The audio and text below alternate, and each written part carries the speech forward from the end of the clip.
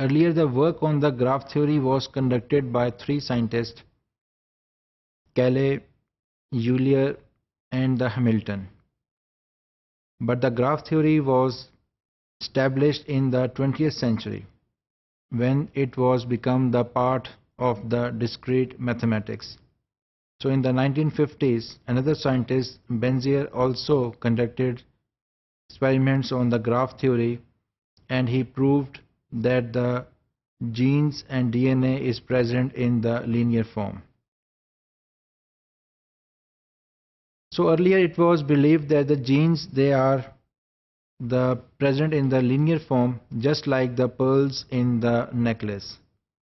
And it was believed that the gene is the functional part of the DNA, but it was not known about its chemical structure and its chemical location. And it was also not known whether the gene is present in some smaller parts or not. So it was also believed and that the genes may be present in the form of a branch, or even in the form of a loops instead of a linear structure.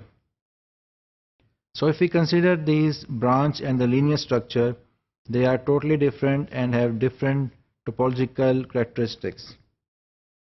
So Benzier used this graph theory to predict this one, that the genes are present in the linear form.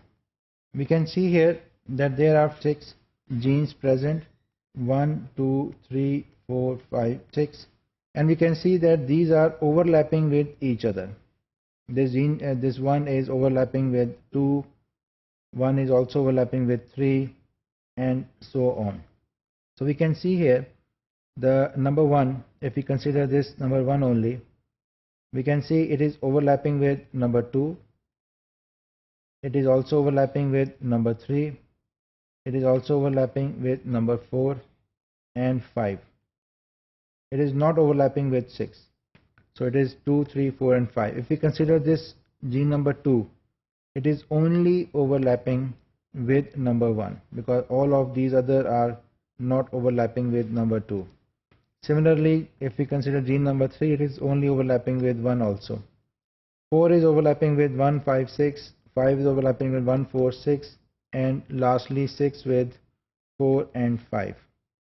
So if we get this type of arrangement, we can also write this information in the form of a graph, this graph. So we can see here very clearly that if we consider this gene number 1, here it is gene number 1, we can say that this is overlapping with 2. We can see this is edge with 2. It is also overlapping with 3, with 4, and with 5. So if we consider gene number 2, we can see here very clearly that it is overlapping only with 1. There is no other overlapping with 2. Similarly, if we consider gene number 3, it is only again overlapping with 1. So on, we can draw this information in the form of this graph, and we can also show that which gene is overlapping with the other genes.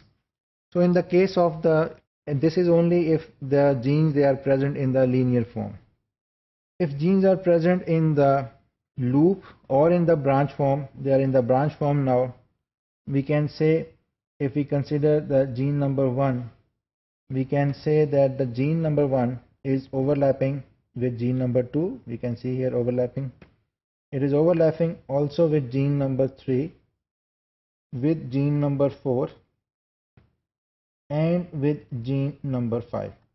It is not overlapping with 6, because we can see here that there is no part of the gene in this location that is present here. So just like the linear form, we can say here that this information is written here. The gene number 1 is overlapping with 2, 3, 4, 5, gene number 2 with 1, 3, gene number 3 with 1, 2, 5, 6, and so on. And this information can be also written in the form of this graph.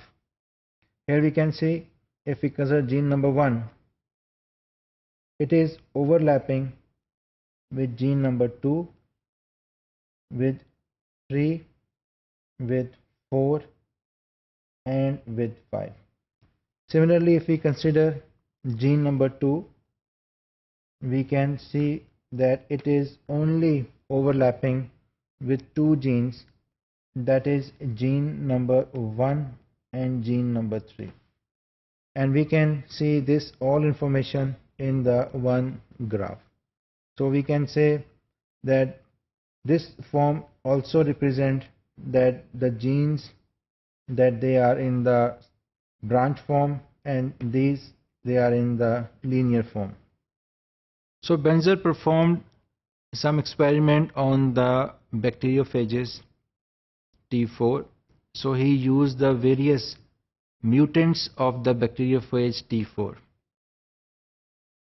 So we know that if the bacteriophage is not mutated, it can cause death in the bacteria. And we also know that the bacteriophage, they can only grow in the bacteria. So if there is no mutation, they will kill the bacteria, and if there is a mutation in the important genes of the bacteriophage, then it will not be able to kill the bacteria and the bacteria will survive. So this information was used by the Benzer, and he very cleverly performed some experiments to show whether these mutations are either overlapping with each other or they are not overlapping. So it's the combination of the different mutations, and because these mutations were present in the different locations of the gene, and he did not know the exact location of the mutations that were present in the genes of the bacteriophage. So what he did is that he performed the experiments in the pair forms, that he used the pair of the mutant T4 bacteriophages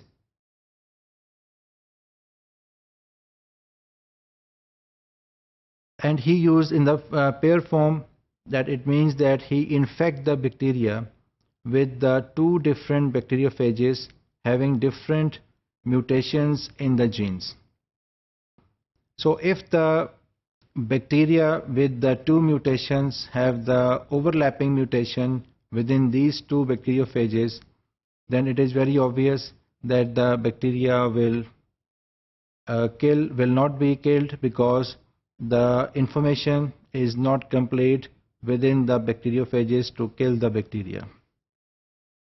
So if they are used, 2 different mutated bacteriophages are used and they infect the bacteria, and if in case these mutations are not overlapping with each other, then it is very obvious that the information of the bacteriophages will be complete, and the combined information of these 2 mutate bacteriophages, they will combine together and they will kill the bacteria.